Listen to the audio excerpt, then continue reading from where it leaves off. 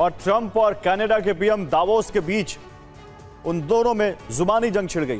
100 साल में ऐसा पहली बार हुआ है जब कनाडा में अमेरिकी हमले के खतरे से निपटने के लिए सैन्य रणनीति बनाई जा रही है। कनाडा की सेना आज उस युद्ध की तैयारी कर रही है जिसकी कभी किसी ने कल्पना भी नहीं की थी। कनाडा की सेना अमेरिका को अफगानिस्तान और वियतनाम जैसे महंगे युद्ध में फंसाने की रणनीति बना रही है और इस बीच अमेरिका ने कैलिफोर्निया से 2 गुने समंदर पर कब्जे का नया दावा ठोक दिया है।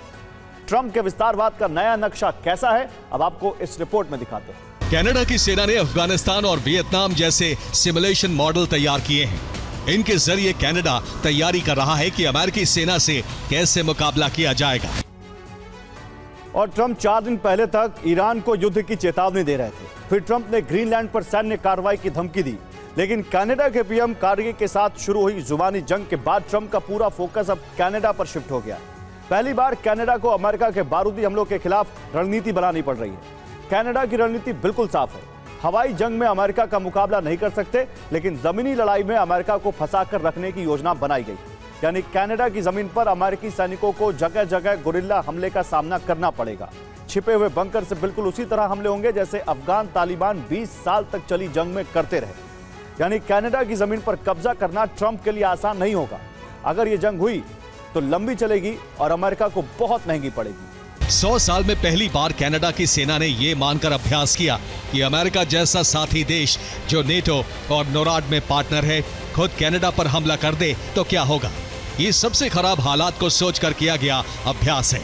अमेरिका की नेवी दुनिया की सबसे शक्तिशाली है, जिसमें 11 विमान वाहक पोत और सैकड़ों युद्ध पोत शामिल हैं, जबकि कनाडा की नेवी सिर्फ फ्रिगेट्स और पनडुब्बियों पर आधारित है।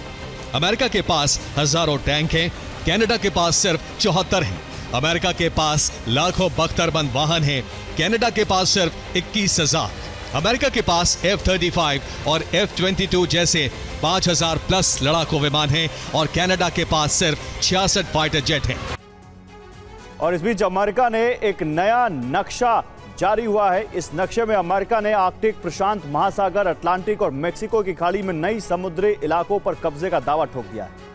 अंतर्राष्ट्रीय कानूनों के मुताबिक किसी देश की समुद्री सीमा 200 नॉटिकल मील तक होती है, लेकिन ये सभी समुद्री इलाके अमेरिका की 200 मील की समुद्री दायरे से बाहर हैं। नक्शे पर दिख रही है वो जगह है जहां समुद्र उथला है और तेल और गैस के विशाल भंडार है।